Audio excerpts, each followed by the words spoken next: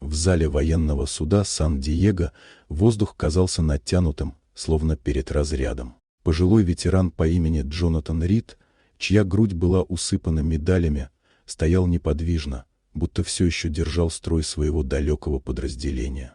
Его награды были не символами парада, а следами прожитых боев и потерь.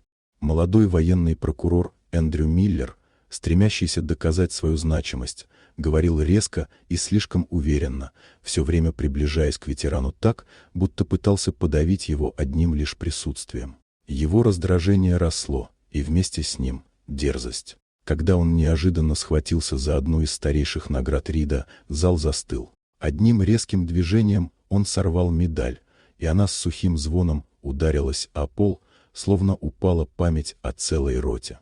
Рид не двинулся, только взгляд его потемнел, и в этой тишине разочарование звучало громче любого протеста. Миллер, ослепленный ощущением власти, продолжал давить, будто прошлые подвиги ветерана всего лишь пыль истории.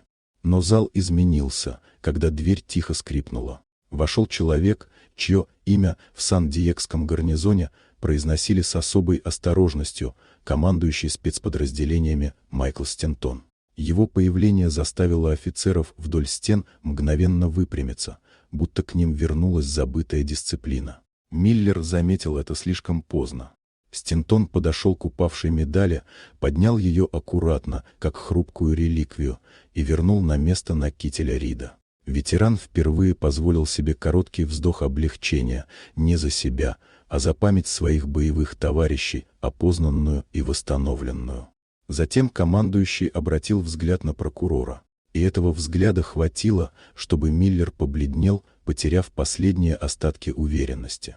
В зале исчезло ощущение власти прокурора, оно рассыпалось так же, как бумаги, которые выпали у него из рук. Стентон положил ладонь на плечо Рида, признавая в нем не обвиняемого, а человека, на чьих плечах стояла целая эпоха. В этот момент стало ясно. Справедливость в зале удерживал не закон, а честь тех, кто прошел войну и не позволил другим переписать смысл их жертвы. Вот такая удивительная история. Дорогие друзья, напишите в комментариях, откуда вы смотрите это видео.